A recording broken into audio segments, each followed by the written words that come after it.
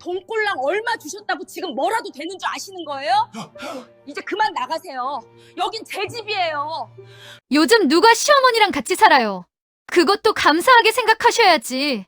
어머니가 집에 오신 이후로 일이 안 된다고요. 오늘 저는 녹음기를 켰습니다.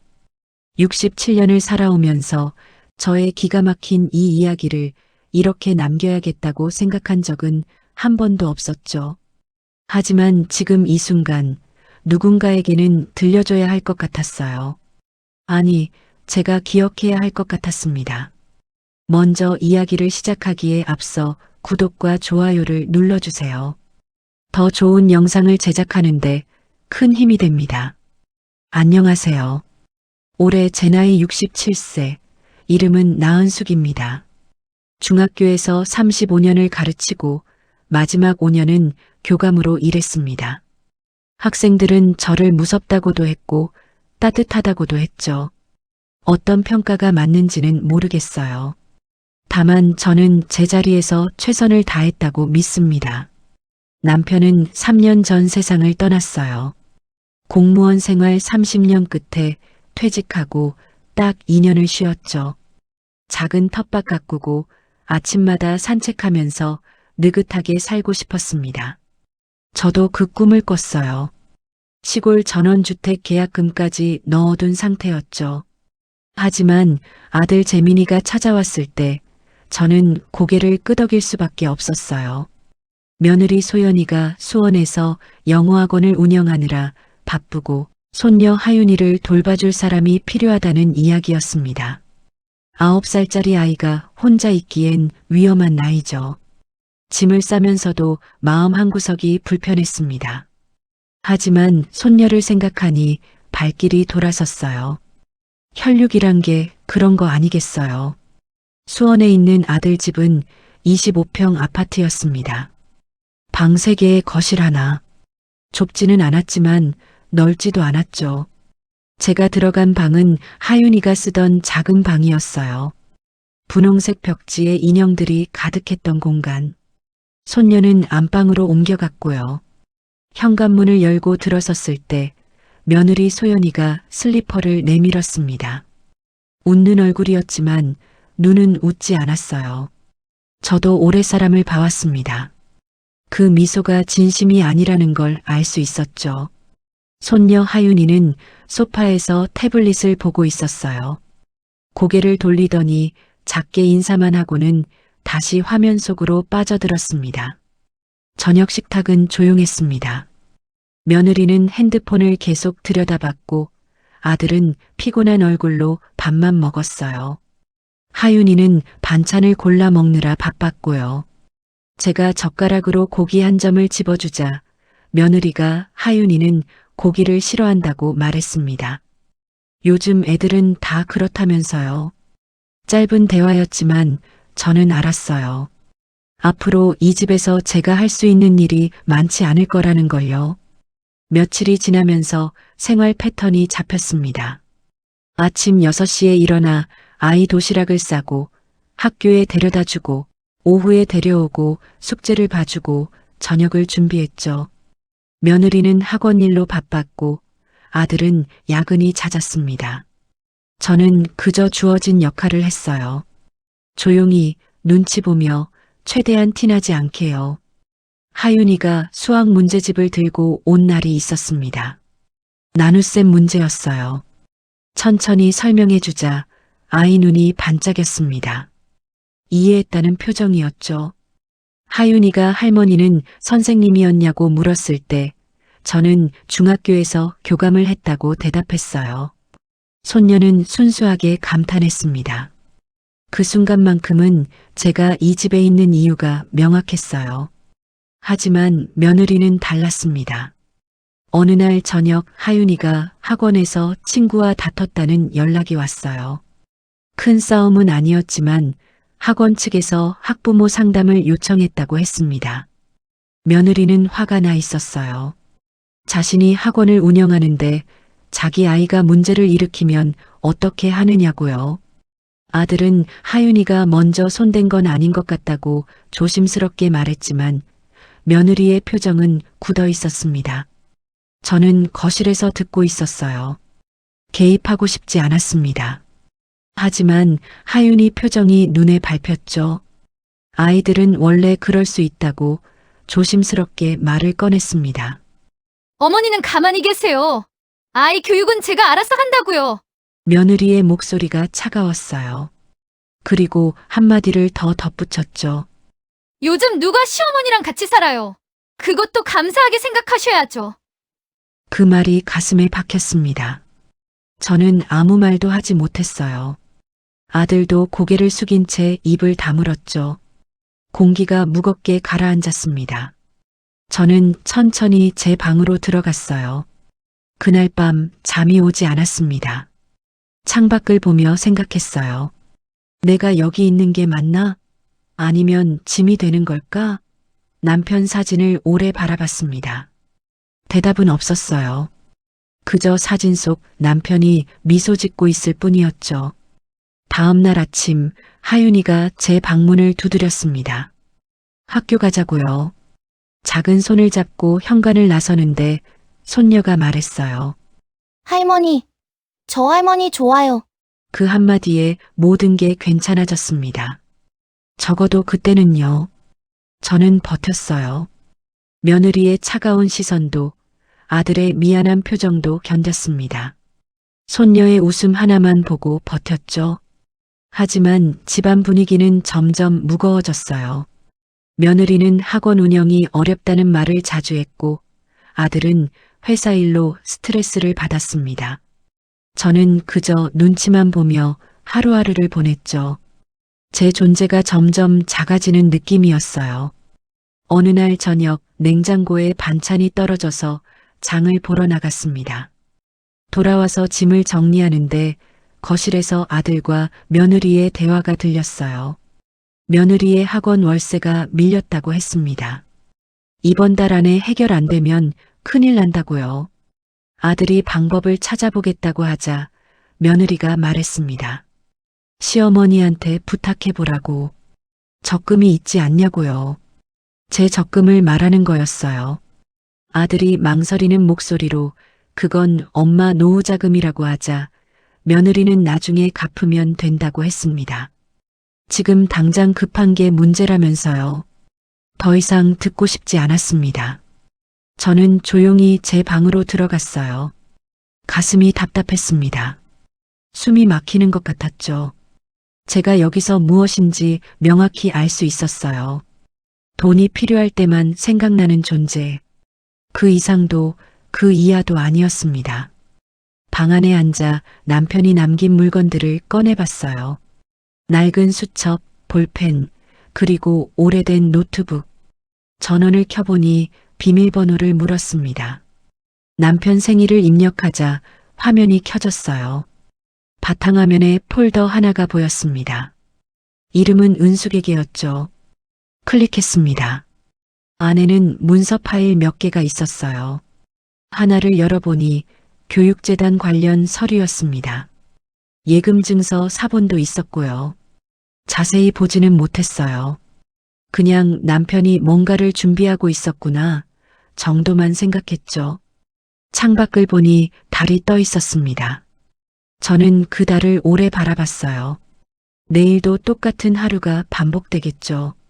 하지만 하윤이를 위해서라면 조금 더 버틸 수 있을 것 같았습니다. 적어도 그때까지는요. 일주일이 지났습니다.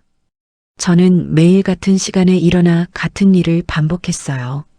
아침 6시 도시락 준비, 7시 반 하윤이 학교 등교, 오후 3시 학교, 저녁 6시 식사 준비, 그 사이사이 설거지, 청소, 빨래.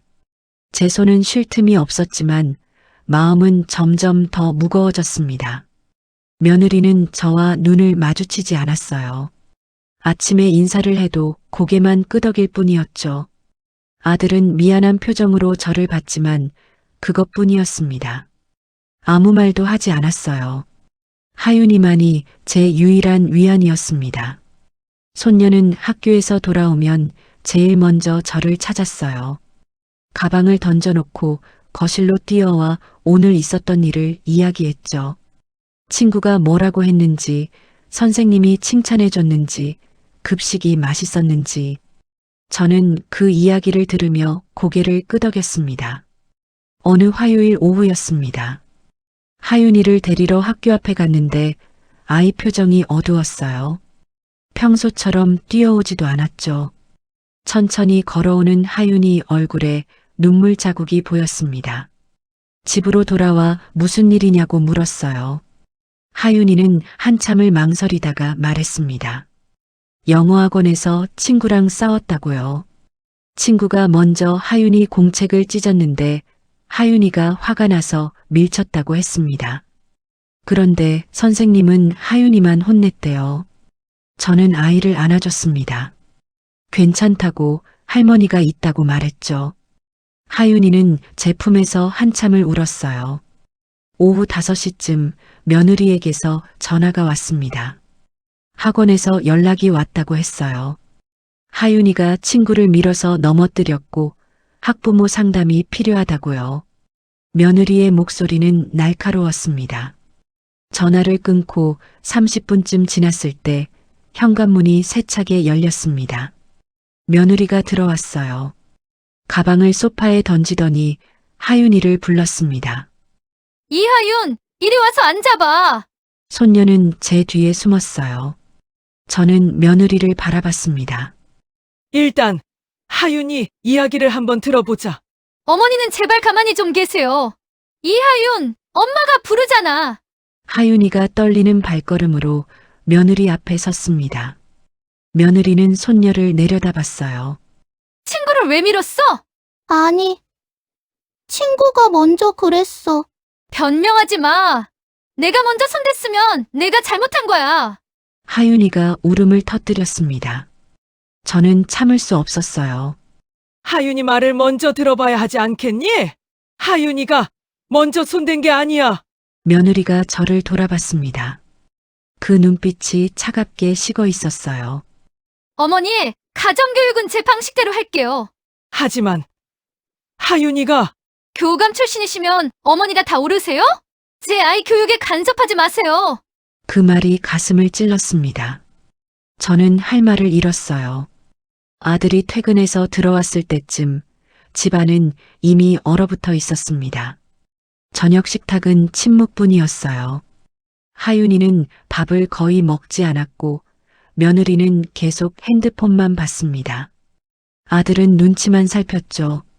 저는 숟가락을 들었다 놓았다 반복했어요. 식사 후 설거지를 하는데 아들과 며느리의 대화가 들렸습니다. 오빠, 학원에서 완전 망신당했어. 우리 애가 문제 취급받으면 내가 어떻게 학원을 운영해? 아들이 뭐라 대답했는지는 잘 들리지 않았어요. 다만 며느리의 목소리만 계속 들렸습니다. 돈 걱정, 학원 걱정, 아이 걱정, 모든 게 뒤섞여 있었죠. 저는 설거지를 마치고 제 방으로 들어갔습니다. 문을 닫고 침대에 앉았어요. 가슴이 답답했습니다. 교감 출신이라는 말이 자꾸 머릿속을 맴돌았어요. 35년을 교직에 몸담았습니다. 수백 명의 아이들을 가르쳤고 학부모들과 상담했죠. 제 나름대로 최선을 다했어요. 하지만 지금 이 집에서 그 경험은 아무 의미가 없었습니다. 오히려 비난의 이유가 됐죠. 밤 10시쯤 하윤이가 제 방문을 조심스럽게 두드렸습니다. 할머니, 들어가도 돼요? 그래, 들어와. 아이가 들어와 제 옆에 앉았어요. 손에 뭔가를 들고 있었습니다. 그림 일기장이었죠. 할머니, 이거 봐줄 수 있어요? 일기장을 펼쳐보니 오늘 날짜가 적혀 있었습니다. 그림 속에는 세 사람이 그려져 있었어요. 큰 사람 하나, 작은 사람 하나, 그리고 떨어져 있는 사람 하나. 떨어져 있는 사람 옆에는 글씨가 적혀 있었습니다. 할머니는 좋은 사람인데 엄마는 싫어한다. 저는 그 문장을 오래 바라봤습니다. 아이의 순수한 글씨체가 가슴을 무너뜨렸어요. 하윤이가 이 상황을 다 느끼고 있었던 거죠. 하윤아, 엄마는 할머니를 싫어하는 게 아니야. 그럼 왜 할머니한테 화내요? 대답할 수 없었습니다. 저도 모르겠으니까요. 하윤이를 안아줬어요. 작은 몸이 제 품에 폭 안겼습니다. 할머니는 하윤이가 제일 좋아. 그것만 알아주면 돼. 아이가 고개를 끄덕였습니다. 그리고 방을 나갔죠. 저는 그림 일기장을 다시 펼쳤어요. 떨어져 있는 사람. 그게 바로 저였습니다. 그날 밤 잠이 오지 않았습니다. 천장을 바라보며 생각했어요. 제가 뭘 잘못한 걸까? 아이를 걱정한 게 잘못인가? 35년 교직 경험이 이 집에서는 간섭이 되는 건가? 새벽 2시쯤 화장실에 가려고 복도로 나왔습니다. 거실에 불이 켜져 있었어요. 며느리가 소파에 앉아 노트북을 보고 있었습니다. 화면에는 숫자들이 가득했어요. 학원 장부인 것 같았죠. 며느리의 얼굴이 초췌해 보였습니다. 눈 밑에 다크서클이 짙었고 입술을 깨물고 있었어요. 저는 조용히 지나가려 했습니다. 그러다 며느리가 저를 봤어요. 둘의 시선이 마주쳤습니다. 잠깐의 침묵. 며느리가 먼저 고개를 돌렸어요. 저도 화장실로 향했습니다. 거울 속 제 얼굴을 봤어요. 주름이 깊어 보였습니다. 언제 이렇게 늙었나 싶었죠. 67년을 살아왔지만 지금처럼 무력하다고 느낀 적은 없었습니다. 다음 날 아침 모든 게 평소처럼 돌아갔습니다. 저는 도시락을 쌌고 하윤이를 학교에 데려다 줬어요. 며느리는 일찍 학원으로 나갔고 아들은 회사에 갔죠. 하지만 뭔가 달라진 게 있었습니다. 공기가 더 무거웠어요. 며느리의 차가운 시선이 더 날카로워졌고 아들의 미안한 표정은 더 깊어졌습니다. 저는 더 작아졌고요. 그림일기 속 문장이 자꾸 떠올랐습니다. 할머니는 좋은 사람인데 엄마는 싫어한다. 손녀의 순수한 문장 하나가 제 존재를 정의하고 있었어요. 이 집에서 저는 환영받지 못하는 사람이었습니다. 그저 필요할 때만 쓰이는 도구였죠. 저녁 무렵 하윤이와 함께 산책을 나갔습니다. 아파트 단지 놀이터에서 아이는 그네를 탔어요. 저는 벤치에 앉아 그 모습을 바라봤습니다. 석양이 지고 있었어요. 하늘이 붉게 물들었죠. 아름다운 풍경이었지만 제 마음은 어두웠습니다. 하윤이가 그네에서 내려와 제게 달려왔어요. 할머니, 저 할머니랑 계속 같이 있고 싶어요. 그 말에 눈물이 날 것 같았습니다. 하지만 참았어요. 아이 앞에서 울 수는 없었으니까요. 할머니도 하윤이랑 계속 같이 있고 싶어. 집으로 돌아가는 길 하윤이의 작은 손을 잡고 걸었습니다. 그 온기만이 저를 지탱해주고 있었어요. 현관문을 열고 들어서는데 며느리가 전화 통화를 하고 있었습니다. 목소리가 높았어요. 학원 월세 이야기였습니다. 상대방에게 조금만 기다려달라고 곧 해결하겠다고 말하고 있었죠. 전화를 끄는 며느리의 얼굴이 일그러져 있었습니다. 저는 하윤이를 방으로 보냈어요. 며느리와 둘이 남았습니다. 며느리가 저를 봤어요. 그 눈빛에는 원망이 섞여 있었습니다. 이게 다 어머니 때문이에요. 제가 뭐라고 대답하기도 전에 며느리는 자기 방으로 들어갔습니다. 문이 쾅 닫혔어요.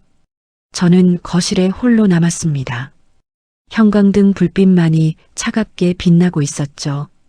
그날 밤 저는 남편 사진을 오래 바라봤습니다. 여보, 제가 뭘 잘못한 걸까요? 사진 속 남편은 여전히 미소 짓고 있었습니다. 하지만 대답은 없었어요. 창밖을 보니 달이 떠 있었습니다. 그 달을 바라보며 생각했어요. 내일도 똑같겠죠. 하지만 하윤이를 위해서라면 조금 더 버텨야 했습니다. 하윤이의 그림일기가 자꾸 떠올랐습니다. 떨어져 있는 사람, 좋은 사람이지만 미움받는 사람, 그게 저였어요. 교감으로 35년을 살았지만 이 집에서는 그저 눈칫밥 먹는 시어머니일 뿐이었습니다. 2주가 더 지났습니다. 집 안 분위기는 날이 갈수록 무거워졌어요. 며느리는 아예 저와 말을 섞지 않았고 아들은 회사 일이 어렵다며 늦게 들어오는 날이 많아졌습니다. 저는 그저 주어진 일만 했어요. 아침 준비, 손녀 등하교, 식사 준비, 청소. 기계처럼 반복되는 하루였죠. 어느 목요일 저녁 아들이 평소보다 일찍 들어왔습니다. 얼굴이 창백했어요. 현관에서 신발도 제대로 벗지 못하고 거실 소파에 주저앉았죠. 며느리가 놀라서 다가갔습니다. 아들은 한참을 말없이 앉아 있다가 입을 열었어요. 회사가 구조조정에 들어갔고 자신도 대상자 명단에 올랐다고 했습니다. 그 말에 거실이 얼어붙었습니다. 저도 부엌에서 설거지하던 손을 멈췄어요. 며느리의 얼굴이 하얗게 질렸습니다.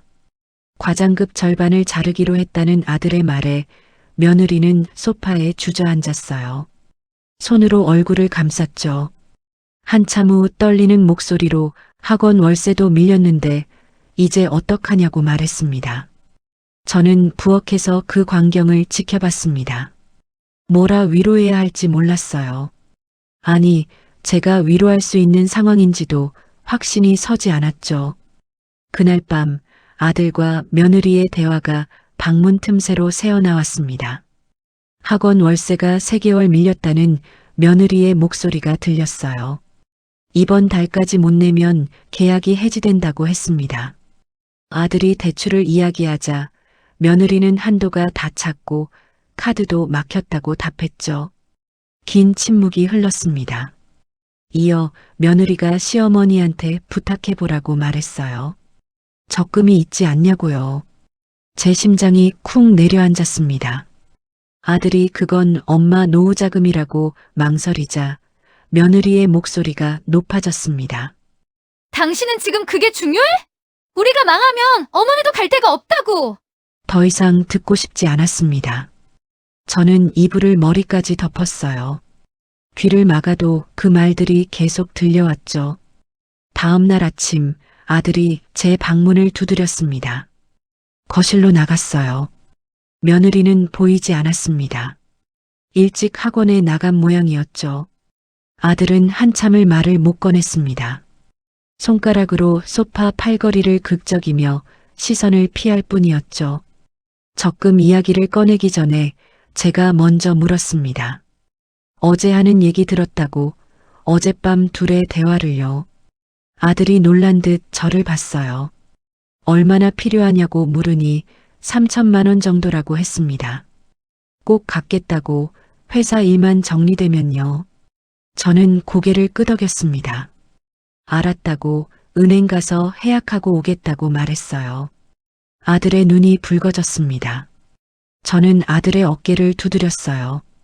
괜찮다고 어차피 혼자 쓰기에도 많은 돈이라고 말했죠. 거짓말이었습니다. 그 돈은 제 전부였어요. 남편이 남긴 퇴직금과 제 퇴직금을 합쳐 모은 돈. 혹시 모를 노후를 대비한 마지막 안전망이었죠. 오후에 은행에 갔습니다. 적금을 해약하는 서류에 도장을 찍는데 손이 떨렸어요. 창구 직원이 만기까지 1년 남았는데 지금 해약하면 이자를 많이 손해본다고 말했습니다. 괜찮다고 급한 일이 생겨서라고 대답했어요. 통장에 돈이 들어왔습니다. 3,200만 원. 저는 그 돈을 바로 인출했어요. 집으로 돌아와 아들에게 건넸습니다. 아들은 봉투를 받으며 고개를 숙였어요. 꼭 갚겠다고 말했지만 저는 알고 있었습니다. 이 돈은 돌아오지 않을 거라는 걸요. 저녁 식사 때 며느리가 처음으로 제게 말을 걸었습니다. 감사하다고요. 짧은 말이었어요. 눈도 마주치지 않았고 표정에도 감사함은 보이지 않았습니다. 그저 형식적인 인사였죠. 저는 짧게 괜찮다고만 대답했습니다. 일주일이 지났습니다. 며느리는 학원 월세를 냈고 아들은 여전히 회사를 다녔어요. 구조조정 대상자 명단에서 빠진 건지 아니면 아직 진행 중인지 알 수 없었습니다. 아무도 그 이야기를 꺼내지 않았으니까요. 하지만 집안 분위기는 나아지지 않았습니다. 오히려 더 나빠졌어요. 며느리는 저를 보는 시선이 달라졌습니다. 감사보다는 부담스러움이 섞인 눈빛이었죠. 마치 빚을 진 사람이 채권자를 대하는 것 같았어요. 어느 날 저녁 하윤이가 학교 알림장을 가져왔습니다.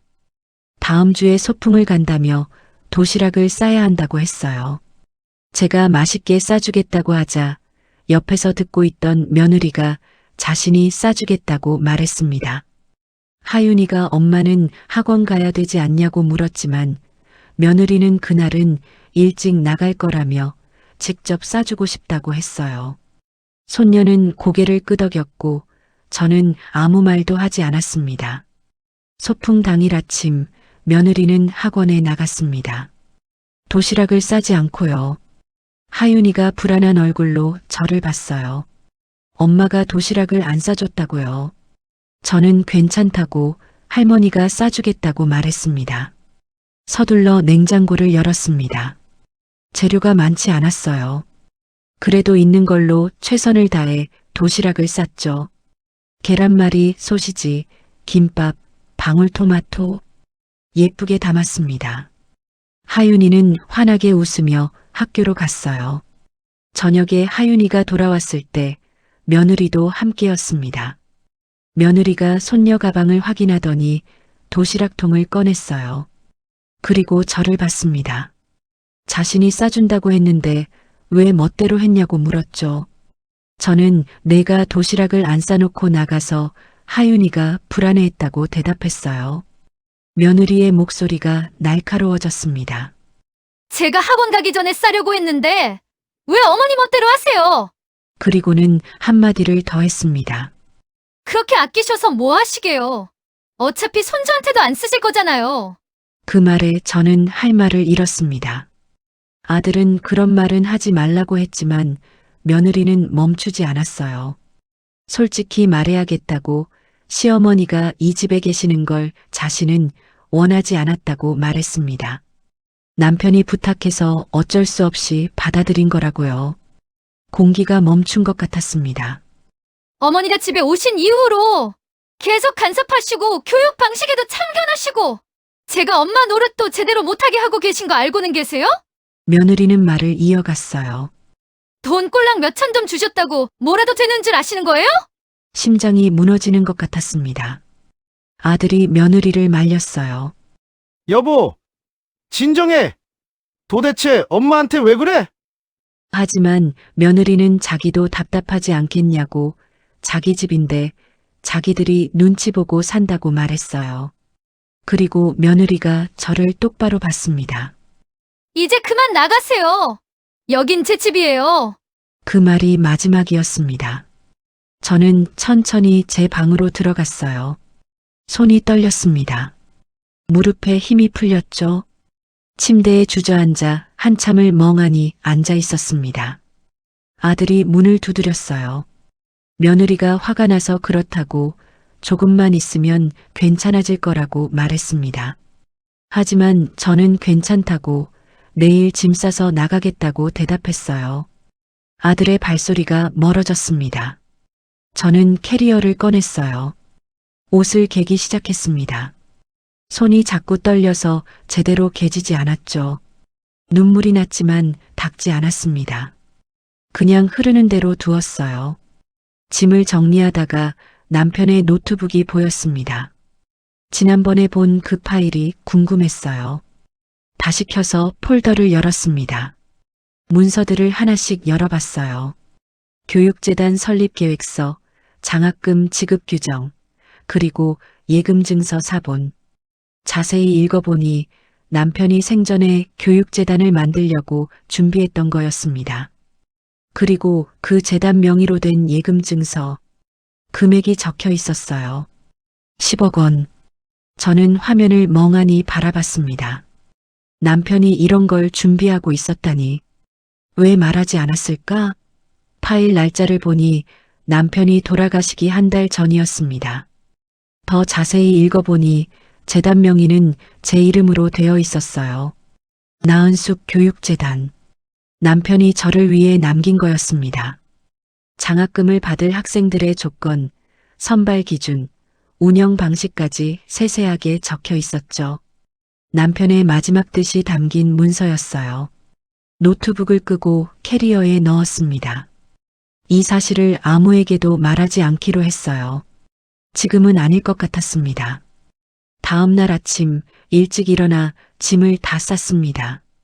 손녀 하윤이가 일어나서 제 방으로 왔어요. 어디 가냐고 물었습니다. 할머니가 잠깐 다른 데 가서 살아야 할 것 같다고 대답했어요. 손녀가 왜냐고 자기는 할머니가 좋다고 말했습니다. 손녀를 안아줬습니다. 작은 몸이 떨렸어요. 할머니는 하윤이가 제일 좋다고 그거 꼭 기억하라고 말했죠. 하윤이가 언제 오냐고 물었지만 대답할 수 없었습니다. 그저 손녀의 머리를 쓰다듬었어요. 아들이 출근 준비를 하다가 저를 봤어요. 진짜 가냐고 물었습니다. 그렇다고 이제 갈 길을 가야 한다고 대답했죠. 어디 가냐는 물음에 고시원이라도 구하겠다고 걱정하지 말라고 말했습니다. 아들의 눈이 붉어졌습니다.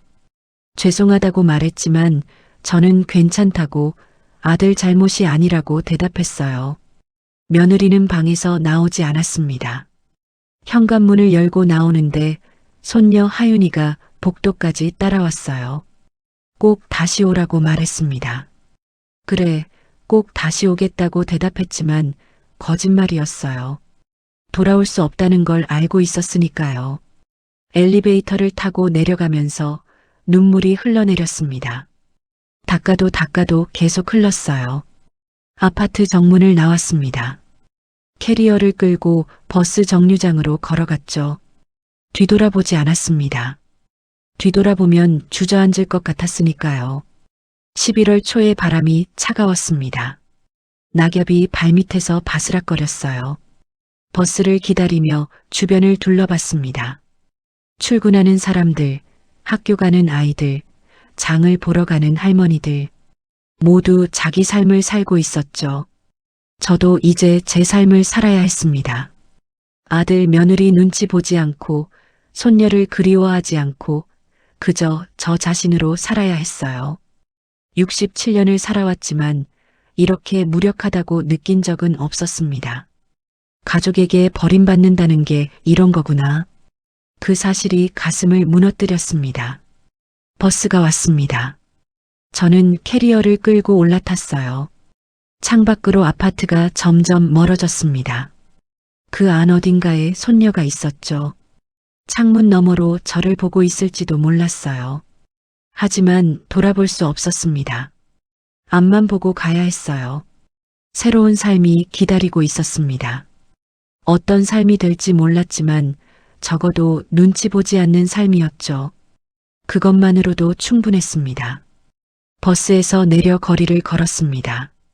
캐리어 바퀴가 아스팔트를 구르는 소리만 들렸어요. 어디로 가야 할지 막막했습니다.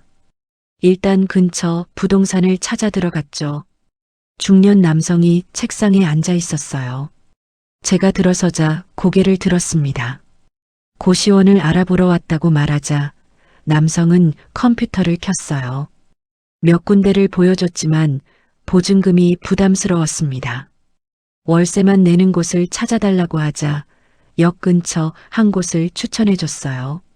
좁은 복도 양옆으로 문들이 줄지어 있었습니다. 관리인이 빈 방을 보여줬어요. 문을 열자 작은 공간이 나왔죠.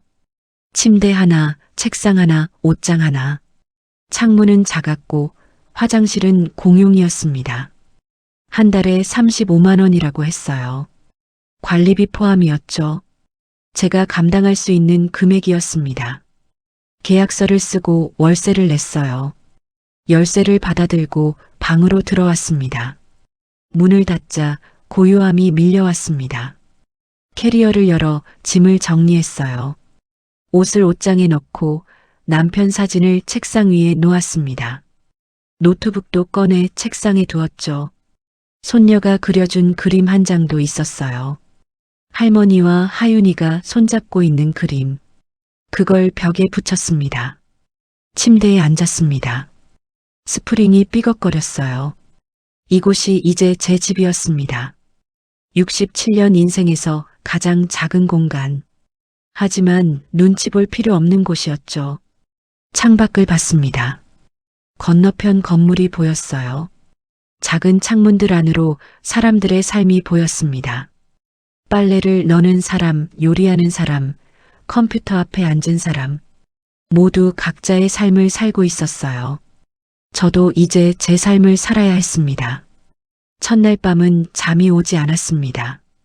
천장을 보며 생각했어요. 앞으로 어떻게 살아야 할까? 연금만으로는 빠듯했습니다. 뭔가 일을 해야 했죠. 아침이 되었습니다. 공용 화장실에서 세수를 했어요. 거울 속 제 얼굴을 봤습니다. 주름이 깊었고 눈가가 처졌어요. 하지만 눈빛만큼은 아직 살아 있었습니다. 근처 편의점에서 김밥과 우유를 샀어요. 방으로 돌아와 혼자 아침을 먹었습니다. 텔레비전도 없는 방에서 창밖만 바라보며 먹었죠. 식사 후 노트북을 켰습니다. 남편이 남긴 파일들을 다시 열어봤어요. 교육재단 서류를 자세히 읽었습니다. 설립 목적, 운영 방식, 장학금 지급 기준. 남편이 얼마나 많은 시간을 들여 준비했는지 알 수 있었어요. 마지막 페이지에는 남편의 메모가 적혀 있었습니다. 당신이 평생 가르친 아이들처럼 더 많은 아이들이 배울 수 있도록. 이게 우리가 남길 수 있는 마지막 선물이라고 적혀 있었어요. 눈물이 났습니다. 남편이 저를 얼마나 알고 있었는지 느껴졌어요. 예금 증서를 확인했습니다. 은행 지점과 계좌번호가 적혀 있었죠. 10억 원. 그 돈은 제 명의로 되어 있었지만 재단을 위한 돈이었습니다. 함부로 쓸 수 없는 돈이었죠. 노트북을 끄고 생각했습니다. 남편의 뜻을 어떻게 이룰 수 있을까? 며칠이 지났습니다. 고시원 생활에 조금씩 익숙해졌어요. 아침마다 공용 화장실에서 세수하고 편의점에서 먹을거리를 사고 방에서 혼자 시간을 보냈습니다. 옆방에서는 가끔 소리가 들렸어요. 기침 소리, 전화 통화 소리, 텔레비전 소리. 어느 날 복도에서 옆방 할머니를 만났습니다. 허리가 굽은 작은 할머니였어요. 저보다 나이가 많아 보였습니다. 할머니가 먼저 인사했어요. 새로 왔냐고 물으시더군요. 그렇다고 대답하자 자신은 여기 산 지 2년 됐다고 하셨습니다. 혼자 사냐고 물으시길래 그렇다고 했어요. 다음 날 복도에서 또 만났습니다. 할머니가 무거운 짐을 들고 있었어요. 제가 도와드리겠다고 하자 할머니는 고맙다며 웃었습니다.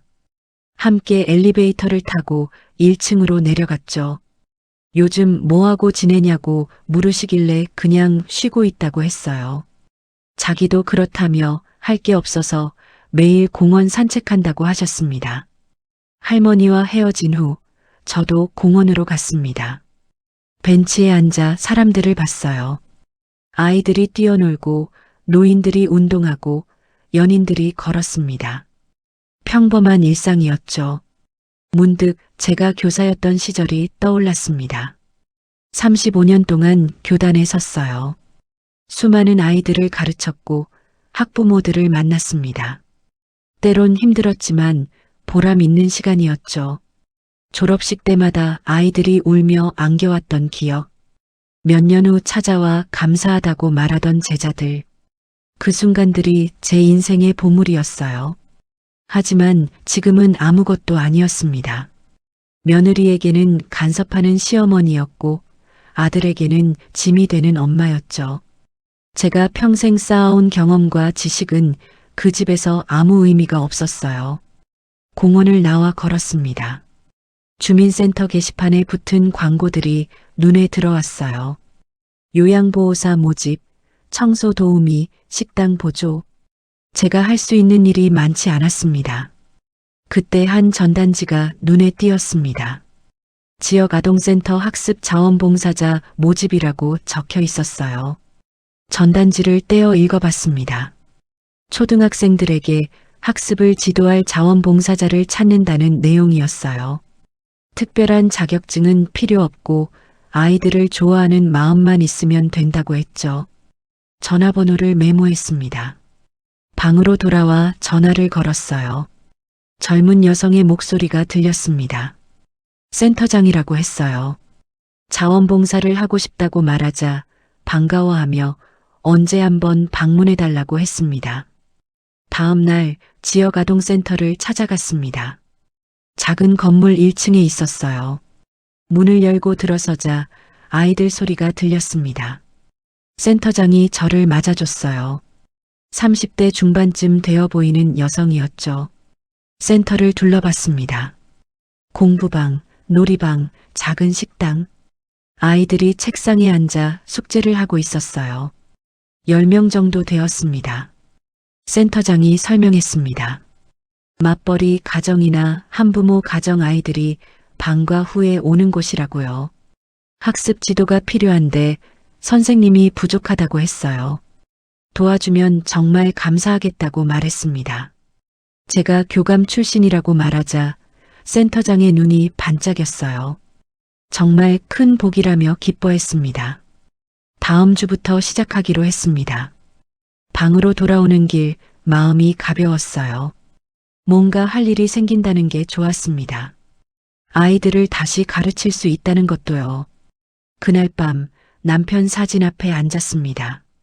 다시 시작하려고 한다고 아이들 가르치는 일로요. 그렇게 혼자 중얼거렸습니다. 사진 속 남편이 웃고 있었습니다. 노트북을 켜서 교육재단 서류를 다시 봤어요. 남편의 메모를 읽고 또 읽었습니다. 언젠가 이 재단을 제대로 운영할 날이 올 거라고 믿었어요. 손녀 하윤이가 그려준 그림을 봤습니다.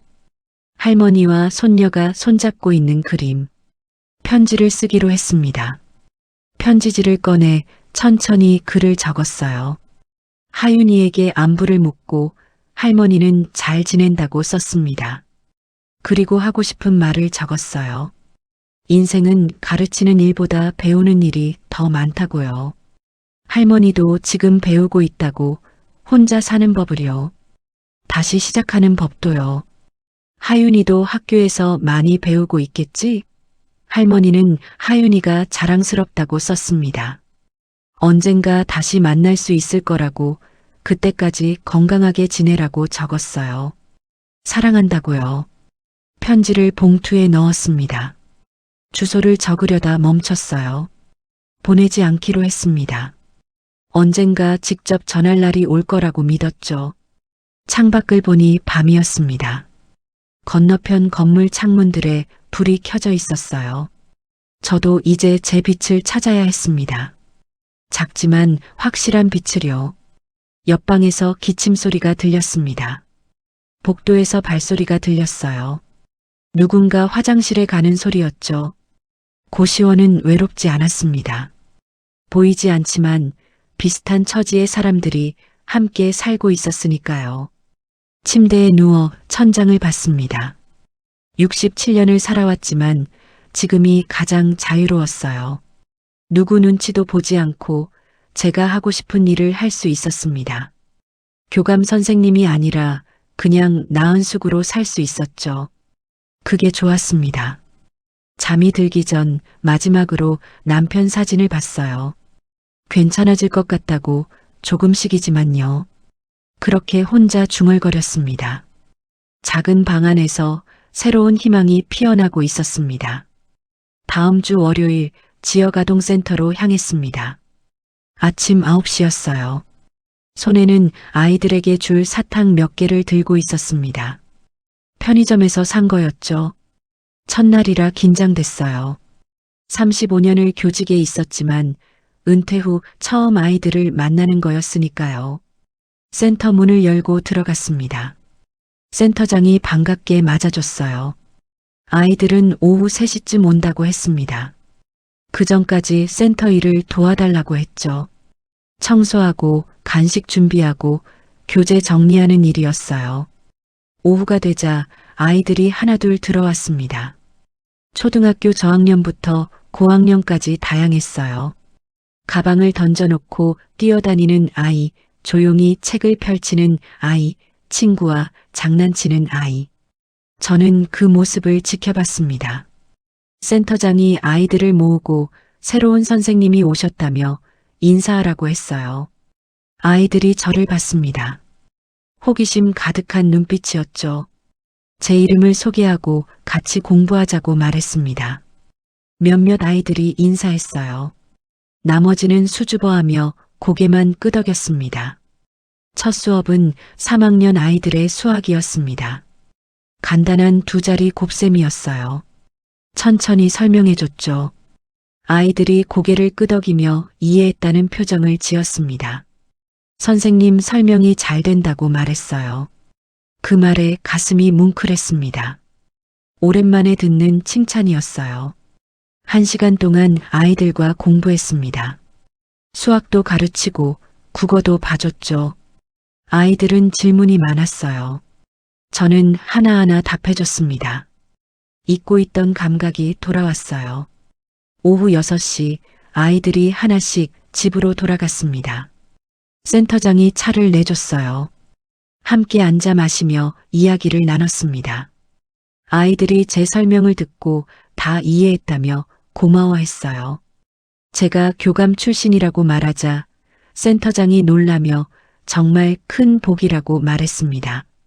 그날 이후 매일 센터에 나갔습니다. 아침에 청소를 돕고 오후에는 아이들을 가르쳤어요. 수학, 국어, 영어. 아이들마다 부족한 부분이 달랐습니다. 저는 각자에게 맞는 방법으로 가르쳤죠. 일주일쯤 지났을 때 한 아이가 제게 물었습니다.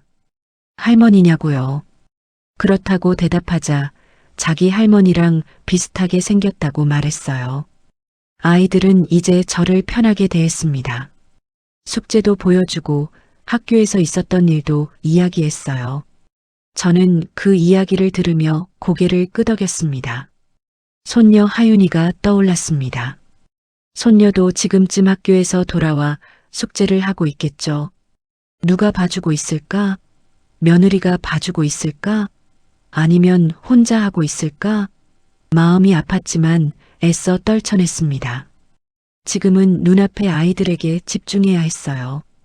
2주째 센터장이 학부모 상담이 있다고 했습니다. 한 아이의 엄마가 왔어요. 30대 초반쯤 되어 보였습니다. 센터장과 이야기를 나누다가 저를 봤어요. 센터장이 제 소개를 했습니다. 중학교 교감 출신이라고 말했죠. 학부모의 눈빛이 달라졌습니다. 자기 아이가 요즘 수학을 좋아한다고 하던데 제 덕분이었다며 감사해했어요. 아이가 원래 똑똑하다고 대답했습니다. 학부모가 돌아간 후 센터장이 말했습니다. 학부모들 사이에서 소문이 났다고요. 교감 선생님이 오셨다고요. 며칠 후 또 다른 학부모가 찾아왔습니다. 상담 중에 제 이야기가 나왔나 봐요. 학부모가 저를 보더니 물었습니다. 혹시 수원에 사시냐고요? 갑작스러운 질문에 놀랐습니다. 아니라고 여기 근처에 산다고 대답했어요. 학부모는 자신이 수원에 사는데 거기 영어학원을 다닌다고 했습니다. 근처에 교감 선생님이 계시다는 소문을 들었다고 했죠. 가슴이 철렁했습니다.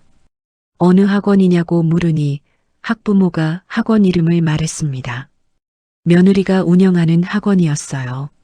학부모는 거기 원장님 시어머니가 교감 출신이라던데 혹시 아시냐고 물었습니다. 서둘러 관계없다고 말을 끊었습니다. 학부모는 고개를 끄덕이며 돌아갔어요. 그날 밤 잠이 오지 않았습니다. 며느리의 학원.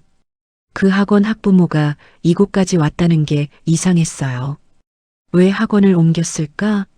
궁금했지만 알고 싶지 않았습니다. 다음 날 센터에서 또 다른 학부모를 만났습니다. 40대 초반쯤 되어 보이는 여성이었어요. 상담을 마치고 나가다가 저를 봤습니다. 교감 선생님 맞으시냐고 물었어요. 그렇다고 대답했습니다. 학부모는 혹시 수원 쪽에서 일하셨냐고 물었습니다. 또 수원 이야기였습니다. 수원은 아니고 다른 지역에서 일했다고 대답했어요. 학부모는 자신이 수원에 사는데 아는 학원이 요즘 문제가 좀 있다고 말했습니다. 가슴이 두근거렸습니다. 무슨 문제냐고 물으니 불법 강사 채용이라고 했어요.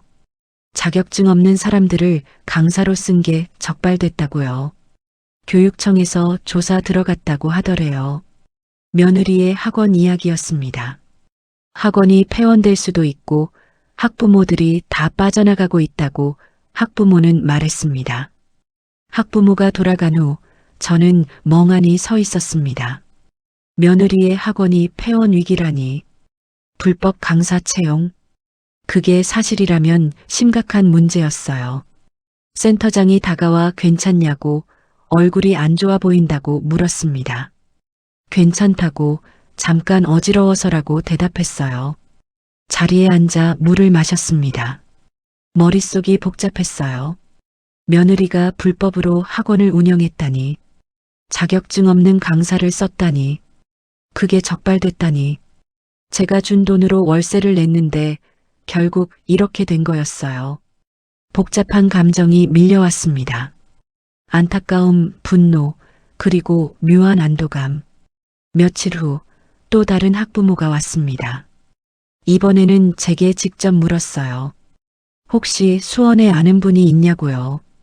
왜 그러냐고 물으니 자신이 원래 수원 영어학원을 다녔다고 했습니다. 거기 원장이 시어머니를 내쫓았다는 소문이 돈다고 했어요. 교감 출신인데요. 말문이 막혔습니다. 학부모는 계속 말했습니다. 그래서 학부모들이 다 빠져나갔다고요. 인성이 문제라고 그런 사람한테 아이를 맡길 수 없다고들 했대요. 게다가 불법 운영까지 걸렸으니 완전 망한 거라고 말했습니다. 저는 아무 말도 하지 못했습니다. 학부모가 돌아간 후 센터장이 조심스럽게 물었어요.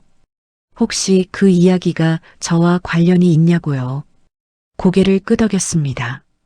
제가 그 시어머니라고 말했어요. 센터장이 놀랐습니다.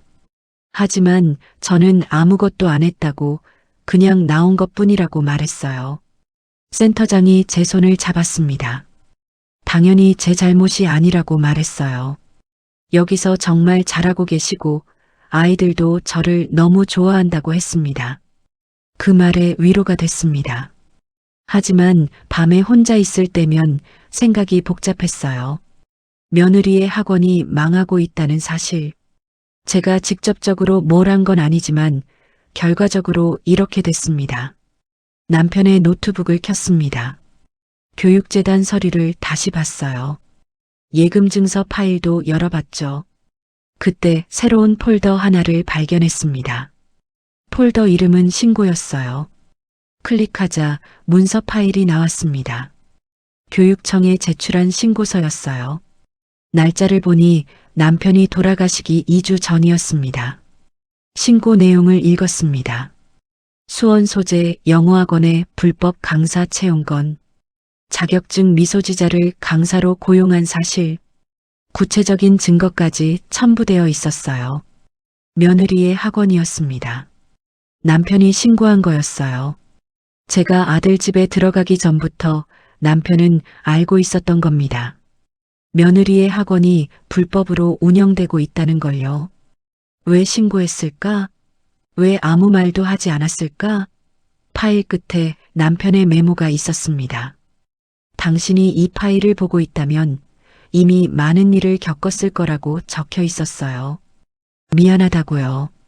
자신이 살아있을 때 해결했어야 했는데요. 하지만 당신을 지켜야 했다고요. 불법은 불법이고 교육자로 평생을 산 당신의 명예를 더럽힐 순 없었다고 적혀 있었습니다. 이 신고가 언젠가 진실을 밝혀줄 거라고요.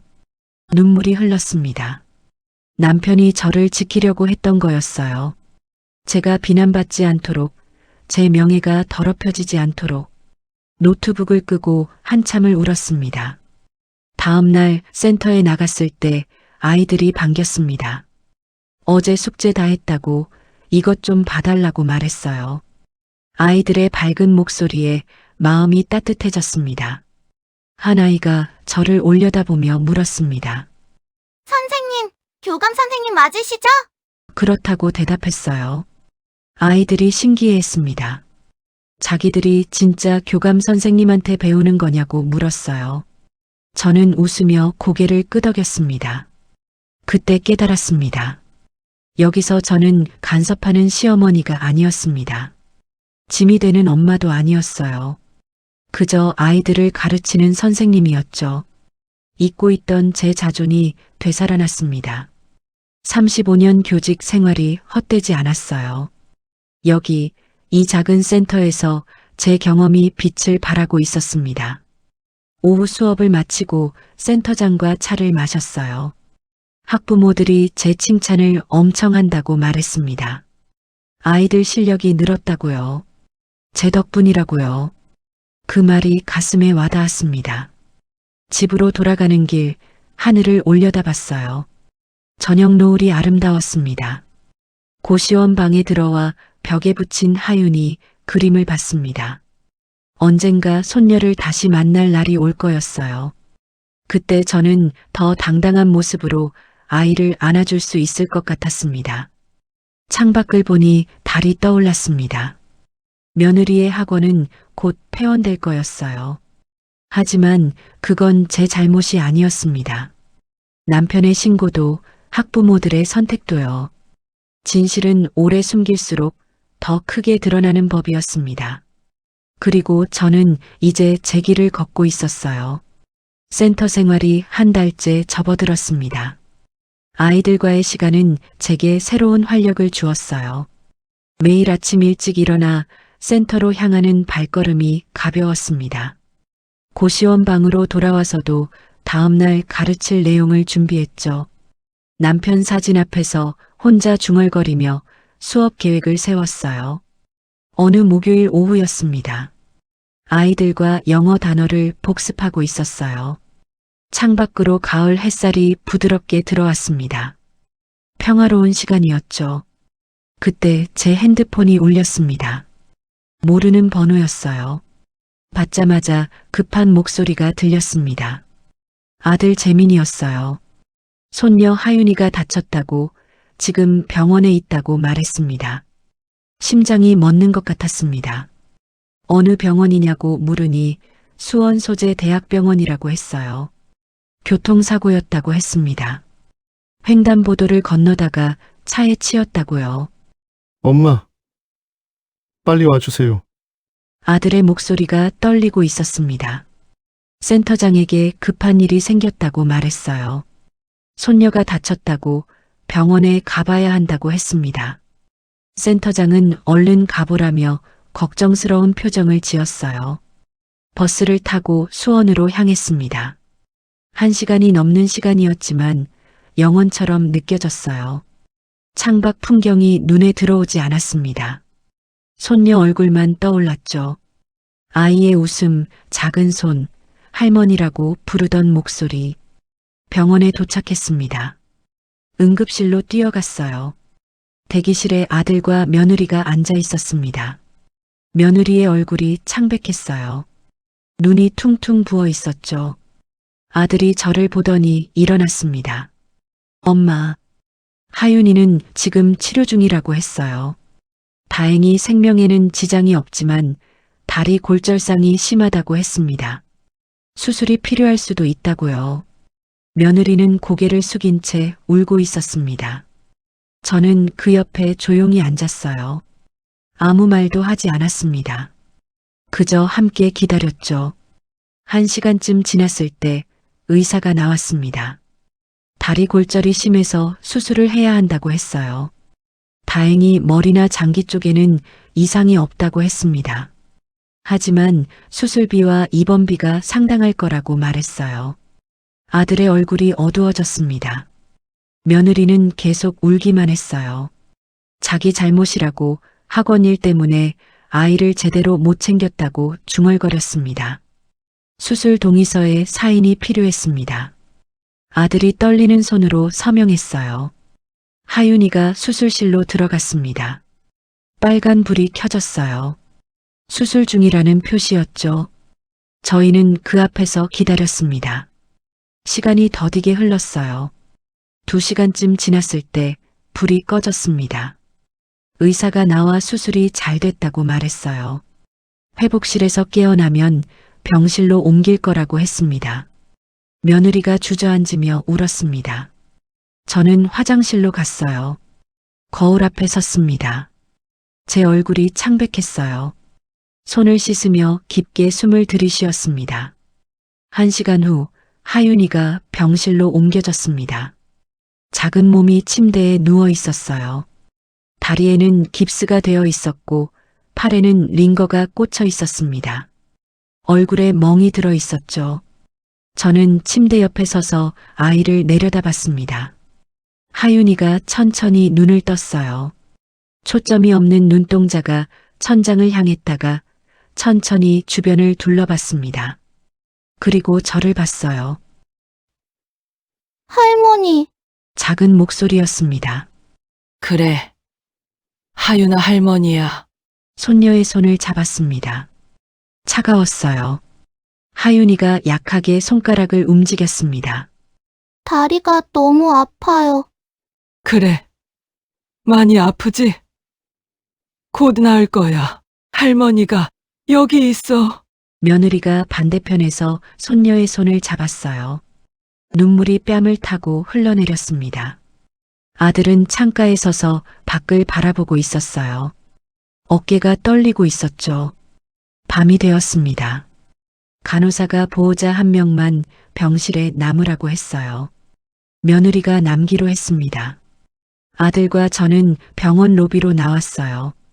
아들이 의자에 주저앉았습니다. 얼굴을 손으로 감쌌어요. 엄마, 미안해요. 이렇게 될 줄 몰랐어요. 저는 아들의 어깨에 손을 얹었습니다. 괜찮아. 하윤이가 살았잖아.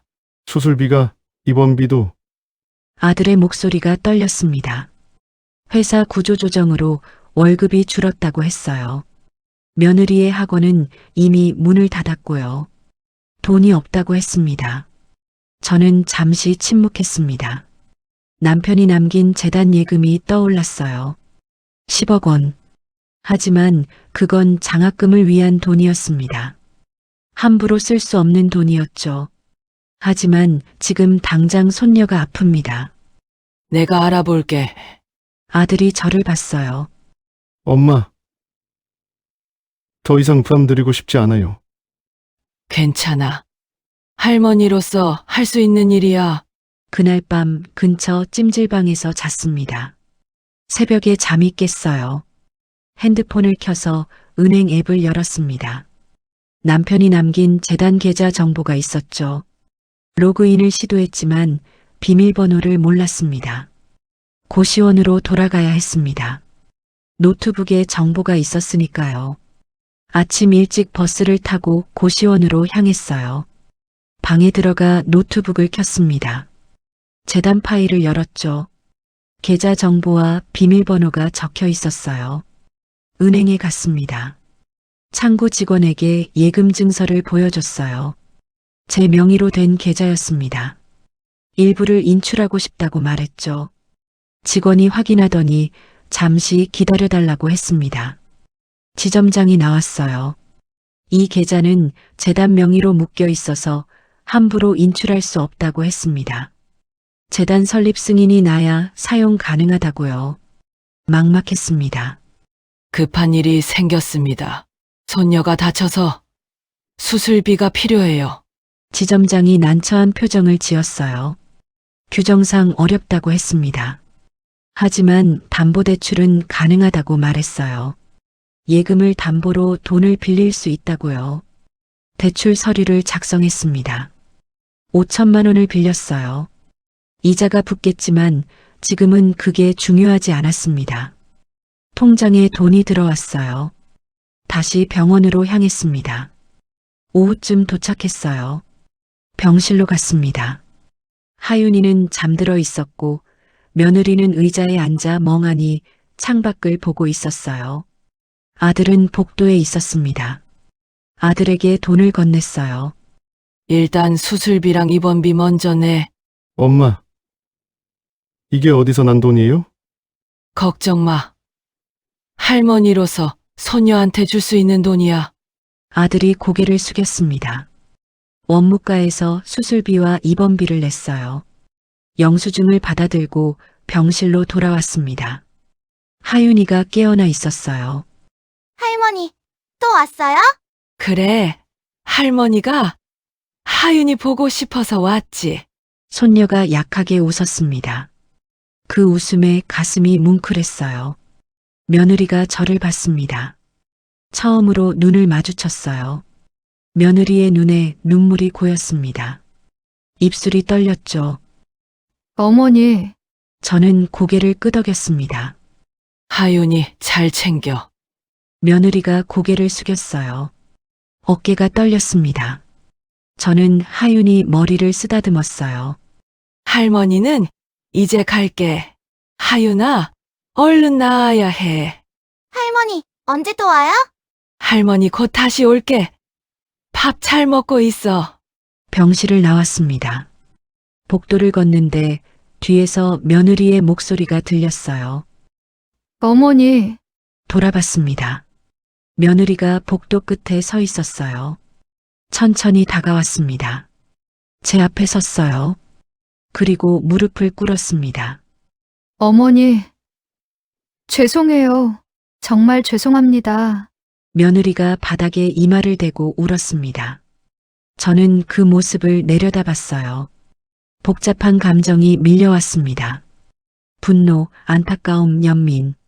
하지만 저는 조용히 말했습니다. 일어나거라. 며느리가 고개를 들었어요. 눈물 범벅이 된 얼굴이었습니다. 미안해 하지 말고 하윤이 퇴원하면 하윤이한테 따뜻한 밥 해줘. 그 말에 며느리가 더 크게 울음을 터뜨렸습니다. 저는 더 이상 그곳에 머물지 않았어요. 엘리베이터를 타고 내려갔습니다. 병원을 나와 버스 정류장으로 걸었어요. 가슴이 답답했습니다.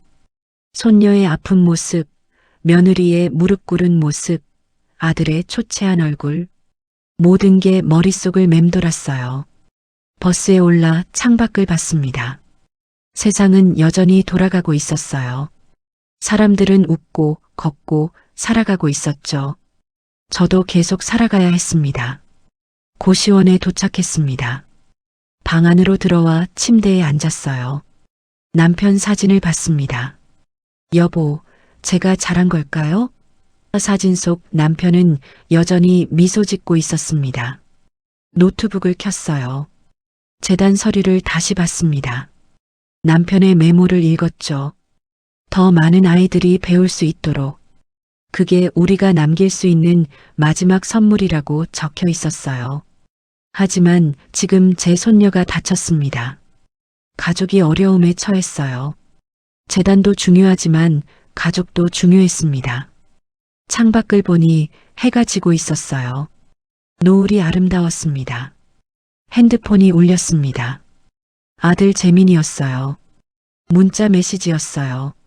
하윤이가 안정을 찾았다고, 의사가 회복이 빠를 거라고 했다고 적혀 있었습니다.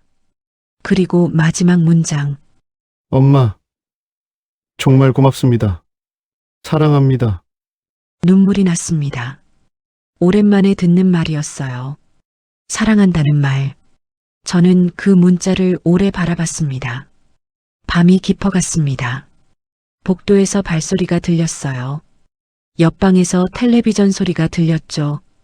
저는 편지지를 꺼냈습니다. 손녀 하윤이에게 쓰는 편지였어요. 아직 보내지 않은 편지에 몇 줄을 더했습니다. 하윤아, 할머니가 너를 봤어. 아파하는 모습이 너무 안타까웠단다.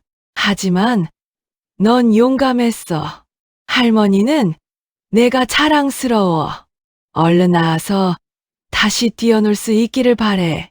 할머니는 항상 널 응원해. 울 하윤이. 할머니가 많이 사랑한다.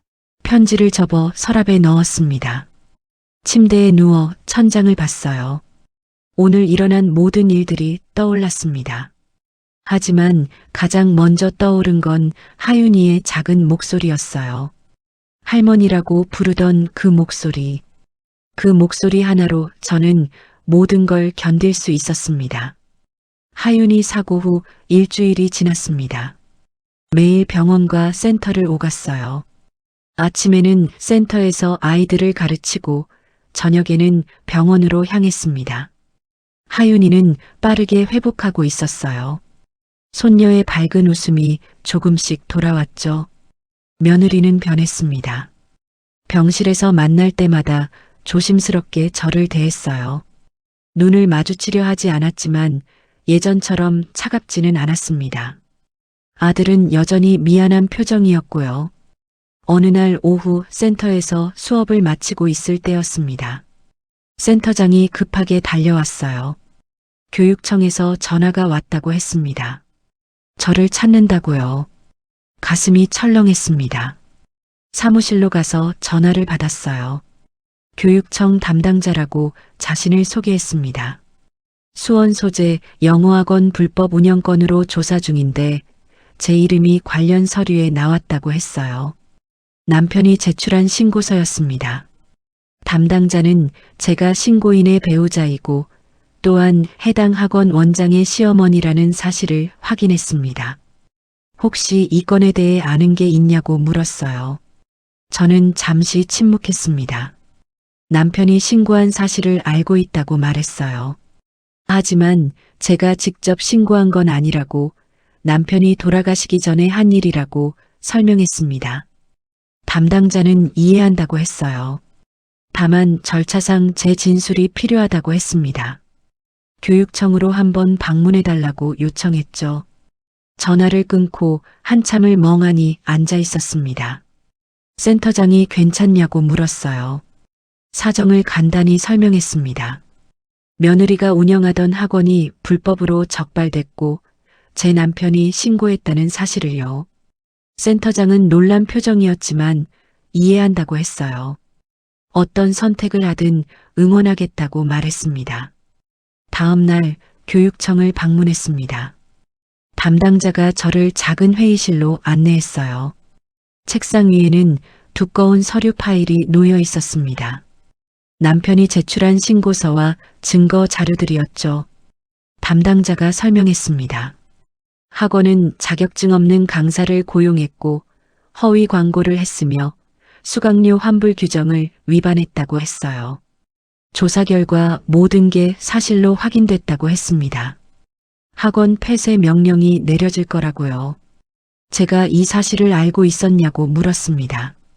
남편이 돌아가신 후에야 알게 됐다고 대답했어요.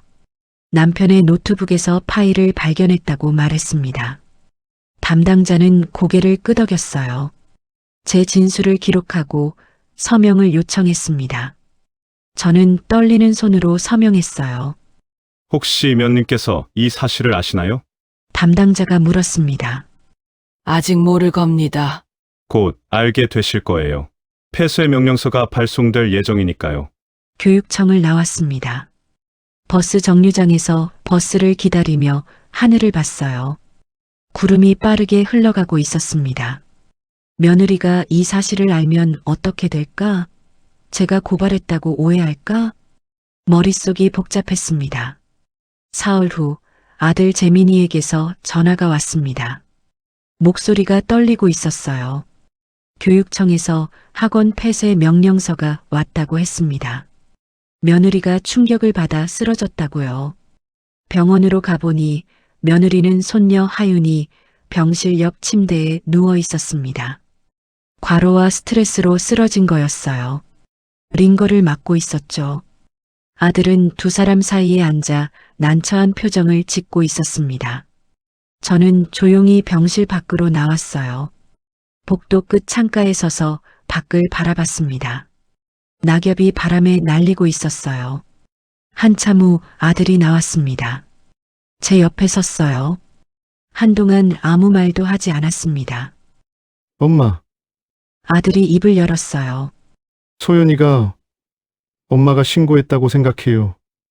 예상했던 말이었습니다. 아빠가 한 일이야. 알아요. 근데 소연이는 아들의 목소리가 작아졌습니다. 저는 아들을 봤어요. 진실을 말해줘. 아빠가 신고했다고 내가 아니라. 네, 엄마. 아들이 병실로 들어갔습니다. 저는 그 자리에 그대로 서 있었어요. 창밖 풍경이 흐릿하게 보였습니다. 다음 날 병원에 갔을 때 며느리는 깨어나 있었습니다. 하윤이와 이야기를 나누고 있었어요. 손녀가 웃고 있었죠. 저는 문 앞에서 그 모습을 지켜봤습니다. 며느리가 저를 봤어요. 눈빛이 복잡했습니다. 분노, 원망, 그리고 무언가 더. 저는 천천히 병실로 들어갔어요. 하윤이 침대 옆에 섰습니다. 할머니! 하윤이가 반가워했어요. 손녀의 손을 잡았습니다. 며느리는 고개를 돌렸습니다. 아들이 진실을 말했는지 아닌지 알 수 없었어요. 하지만 며느리의 태도로 봐서는 아직도 오해하고 있는 것 같았습니다. 저는 손녀와 잠시 이야기를 나눴어요. 학교 친구들이 보낸 그림 카드를 보여줬습니다. 아이가 좋아했어요. 얼른 나와서 학교에 가고 싶다고 말했죠. 병실을 나오려는데 며느리가 말했습니다. 어머니, 돌아봤습니다. 왜 그러셨어요? 목소리가 차가웠습니다. 내가 뭘 했다는 거냐? 저희 학원을 망하게 만드셨잖아요. 아들이 말리려 했지만 며느리는 계속했어요. 제가 어머니한테 잘못한 건 알아요. 하지만 이렇게까지 하실 필요가 있었나요? 가슴이 답답했습니다. 나는 신고하지 않았어. 거짓말 마세요. 교육청에서 어머니 이름이 나왔다고 했어요. 그건 남편이 한 일이야. 내가 아니라. 며느리가 비웃었습니다. 제가 믿을 수 있을까요? 어머니가 복수하고 싶으셨던 거 아니에요? 저는 더 이상 변명하지 않았습니다. 믿든 말든 상관없어 하지만 내가 한 일은 아니야. 병실을 나왔습니다. 복도를 걸으며 눈물이 났어요. 억울했습니다. 하지만 동시에 이해도 됐어요. 며느리의 입장에서는 그렇게밖에 생각할 수 없겠죠. 엘리베이터를 기다리는데 아들이 뛰어왔습니다. 엄마. 죄송해요. 제가 제대로 설명할게요. 괜찮아. 시간이 지나면 알게 될 거야. 아들의 눈이 붉어졌습니다. 엄마는 정말 신고 안 하신 거죠? 그 질문에 가슴이 무너졌습니다. 아들조차 의심하고 있었어요. 안 했어. 아빠가 했어. 나는 얼마 전에 알았어. 아들이 고개를 숙였습니다. 저는 엘리베이터에 올라탔어요. 문이 닫히며 아들의 모습이 사라졌습니다. 고시원으로 돌아왔습니다. 방 안에 들어와 침대에 주저앉았어요. 남편 사진을 봤습니다. 여보, 당신이 왜 미리 말하지 않았어요? 사진 속 남편은 대답이 없었습니다. 노트북을 켰어요. 신고 파일을 다시 열었습니다.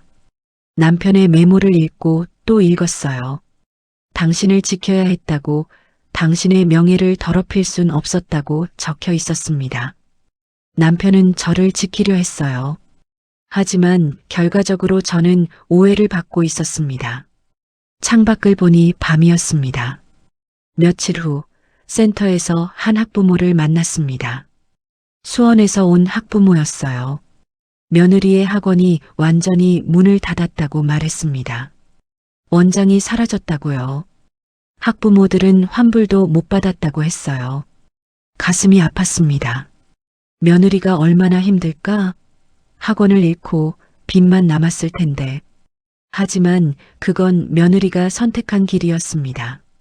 불법으로 학원을 운영한 건 며느리였어요. 남편의 신고는 그저 진실을 드러낸 것뿐이었죠. 저는 아이들을 가르치는 일에 집중했습니다. 그게 제가 할 수 있는 전부였어요. 센터에서는 저를 필요로 했고 아이들은 저를 좋아했습니다. 그것만으로도 충분했죠. 어느 날 저녁 아들에게서 문자가 왔습니다.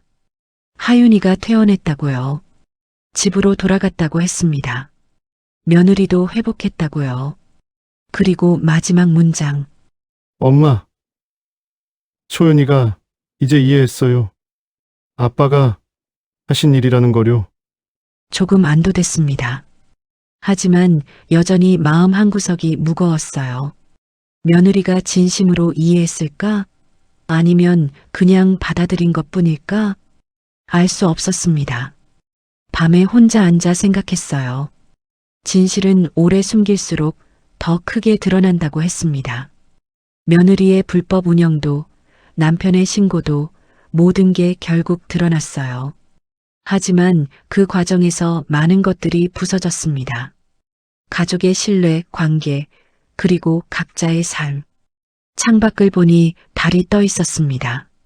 저는 그 달을 오래 바라봤어요. 남편이 보고 싶었습니다. 왜 그런 선택을 했는지 물어보고 싶었어요. 하지만 남편은 없었습니다. 저 혼자 모든 걸 감당해야 했죠. 편지지를 꺼내 하윤이에게 쓰는 편지에 몇 줄을 더했습니다. 하윤아, 세상에는 때때로 이해하기 어려운 일들이 일어난단다. 좋은 의도가 나쁜 결과를 낳기도 하고 진실이 오해를 부르기도 해. 하지만 할머니는 믿어. 결국 진실은 빛을 본다는 걸. 시간이 걸리더라도 편지를 접어 서랍에 넣었습니다. 침대에 누워 천장을 봤어요. 앞으로 무슨 일이 일어날지 몰랐습니다. 하지만 저는 제 길을 갈 거였어요. 진실과 함께요. 계절이 바뀌었습니다. 겨울이 지나고 봄이 왔어요. 그리고 다시 여름, 가을, 겨울. 1년이라는 시간이 흘렀습니다. 센터 생활은 계속됐어요. 아이들을 가르치는 일은 제 삶의 중심이 됐습니다. 매일 아침 일어나 센터로 향하는 길이 익숙해졌죠. 아이들의 웃음소리가 제 하루를 채웠어요. 고시원 방도 이제 익숙했습니다. 작지만 제 공간이었어요. 벽에는 여전히 손녀 하윤이가 그린 그림이 붙어 있었고 책상 위에는 남편 사진이 놓여 있었습니다. 노트북으로 재단 서류를 조금씩 정리하고 있었어요. 교육재단 설립 승인이 났습니다. 남편이 남긴 계획대로 나은숙 교육재단이 만들어졌어요. 저는 이사장이 됐고 센터장과 몇몇 교육 관계자들이 이사진에 합류했습니다. 올해부터 장학금을 지급하기로 했죠. 첫 장학생으로 센터 아이들 3명을 선정했습니다. 가정 형편이 어려워 학원을 다니지 못하는 아이들이었어요. 장학금 전달식 날 아이들과 학부모들이 감사하다며 울었습니다. 저도 눈물이 났어요. 남편의 뜻이 이루어지는 순간이었습니다. 아들과는 가끔 연락했습니다. 회사 구조조정에서 살아남았다고 했어요. 월급은 줄었지만 다행히 일은 계속할 수 있었다고요. 며느리는 작은 회사에 취직했다고 했습니다. 학원은 접었지만 새로운 시작을 하고 있다고요. 하윤이는 완전히 회복했습니다. 다리 깁스도 풀렸고 다시 뛰어다닐 수 있게 됐다고 했어요. 학교 생활도 잘하고 있다고 아들이 전해줬습니다. 한 번도 만나지 않았습니다. 아들이 몇 번 만나자고 했지만 저는 거절했어요. 아직은 아닌 것 같았습니다. 시간이 더 필요했죠. 2월이 왔습니다. 어느 날 오후 센터에서 수업을 하고 있을 때 아들에게서 전화가 왔습니다. 하윤이 졸업식이 다음 주라고 했어요. 초등학교를 졸업한다고요. 시간이 정말 빠르게 흘렀습니다. 엄마, 하윤이 졸업식에 오실 수 있으세요? 아들이 조심스럽게 물었습니다. 망설였어요. 가고 싶었지만 며느리를 만날 자신이 없었습니다. 생각해 볼게. 전화를 끊고 한참을 고민했어요. 센터장과 상담했습니다. 가야 한다고 조언해줬어요. 손녀의 중요한 날인데 할머니가 없으면 안 된다고요. 졸업식 전날 밤 잠이 오지 않았습니다. 무얼 입고 갈까? 하윤이에게 무슨 말을 해줄까? 며느리를 만나면 어떻게 해야 할까? 새벽까지 뒤척이다 잠들었어요. 졸업식 당일 일찍 일어나 준비했습니다. 깨끗한 옷을 입고 머리를 정리했어요. 거울을 보니 제 모습이 1년 전과 달라 보였습니다. 주름은 여전했지만 눈빛이 달랐어요. 더 단단해 보였죠. 손녀 하윤이를 위해 작은 선물을 샀습니다. 책 한 권과 편지였어요. 그동안 쓴 편지들을 예쁜 봉투에 넣었습니다. 학교로 향했습니다. 초등학교 정문 앞에 섰어요. 아이들과 학부모들이 가득했습니다. 꽃다발을 든 사람들, 웃는 얼굴들, 설렘으로 가득한 공기였죠. 강당으로 들어갔습니다. 객석에 앉아 주변을 둘러봤어요. 아들과 며느리도 보였습니다. 앞쪽에 앉아 있었죠. 저는 뒤쪽에 조용히 자리를 잡았습니다. 졸업식이 시작됐습니다. 교장 선생님의 축사, 재학생 송사, 그리고 졸업생 답사. 아이들이 무대에 올라 노래를 불렀어요. 부모님께 감사하다는 내용이었죠. 졸업장 수여가 시작됐습니다. 이름이 불리면 아이들이 무대로 올라갔어요. 하윤이 차례가 왔습니다. 이하윤. 아이가 무대로 걸어갔어요. 1년 전보다 훌쩍 커 보였습니다. 교장 선생님께 졸업장을 받고 깊게 인사했죠. 객석에서 며느리가 울고 있었습니다. 아들도 눈물을 닦고 있었어요. 저도 눈물이 났습니다. 손녀의 성장한 모습이 자랑스러웠어요. 졸업식이 끝났습니다. 아이들이 객석으로 내려와 부모들과 사진을 찍었어요. 저는 조용히 강당을 나오려 했습니다. 할머니! 뒤에서 하윤이 목소리가 들렸어요. 돌아봤습니다. 하윤이가 뛰어오고 있었습니다. 졸업 가운을 입은 모습이 예뻤어요. 할머니, 오셨어요? 그래, 하윤아, 졸업 축하해. 선물을 건넸습니다. 하윤이가 받아들고 환하게 웃었어요. 할머니, 보고 싶었어요. 할머니도 하윤이 보고 싶었어. 손녀를 안아줬습니다. 작았던 몸이 이제 제법 컸어요. 1년 사이에 많이 자랐습니다. 뒤에서 발소리가 들렸어요. 아들과 며느리가 다가오고 있었습니다. 저는 하윤이를 놓고 일어섰어요. 아들이 먼저 인사했습니다. 엄마, 와주셔서 감사합니다. 하윤이 졸업식인데 당연히 와야지. 며느리는 조금 떨어진 곳에 서 있었어요. 저와 눈이 마주쳤습니다. 1년 만이었죠. 며느리의 얼굴이 많이 야위어 있었어요. 머리에 흰머리도 보였습니다. 침묵이 흘렀습니다. 하윤이가 엄마 손을 잡고 제게로 이끌었어요. 엄마, 할머니한테 인사해요. 며느리가 천천히 다가왔습니다. 제 앞에 섰어요. 한참을 입을 열지 못하더니 갑자기 무릎을 꿇었습니다. 어머니, 주변 사람들이 쳐다봤어요. 하윤이가 놀라 엄마를 붙잡았습니다. 저를 용서해 주세요. 며느리의 목소리가 떨렸습니다. 1년 동안 생각 많이 했어요. 제가 정말 잘못했어요. 눈물이 흘러내렸습니다. 어머니를 오해했어요. 원망했어요. 근데 시간이 지나면서 알았어요. 모든 게 제 잘못이었다는 거요. 아들이 며느리를 일으키려 했지만 며느리는 그대로 있었습니다. 하윤이가 할머니를 많이 보고 싶어 했어요. 매일 할머니 이야기를 해요. 저도 어머니가 보고 싶었어요. 저는 그 모습을 내려다봤어요. 1년 전 병원 복도에서도 며느리는 무릎을 꿇었습니다. 하지만 그때와 지금은 달랐어요. 그때는 충격과 두려움이었다면 지금은 진심이 느껴졌습니다. 손을 내밀었습니다. 일어나거라. 며느리가 제 손을 잡고 일어섰어요. 얼굴이 눈물로 범벅이었습니다. 저는 며느리를 똑바로 봤어요. 괜찮아. 너도 이제 배우는 중이니까. 그 말에 며느리는 더 세게 울었습니다. 하윤이가 저와 며느리의 손을 함께 잡았어요. 할머니, 이제 우리랑 같이 살아요? 우리 집에서 다시 같이 살면 안 돼요? 저는 손녀를 봤습니다. 할머니는 지금 사는 곳이 좋아. 거기서 할머니 할 일이 있거든. 그럼 우리 집에 자주 오셔야 해요. 그래, 자주 올게. 아들이 다가왔어요. 엄마, 정말 감사합니다. 말을 잇지 못했습니다. 저는 아들의 어깨를 두드렸어요.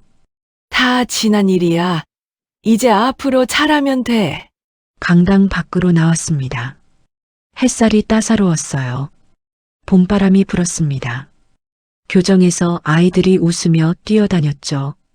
하윤이가 제 손을 꼭 잡았습니다. 할머니, 편지 읽었어요. 할머니가 보내신 거 맞으시죠?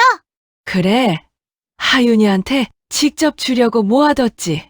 너무 좋았어요. 할머니, 사랑해요. 가슴이 뭉클했습니다. 가족들과 함께 사진을 찍었어요. 아들, 며느리, 하윤이, 그리고 저. 오랜만에 찍는 가족 사진이었습니다. 사진 속에서 모두 웃고 있었어요. 헤어질 시간이 됐습니다. 하윤이가 아쉬워했지만 다음에 또 보자고 약속했어요. 며느리가 제 손을 잡았습니다. 어머니, 정말 죄송해요.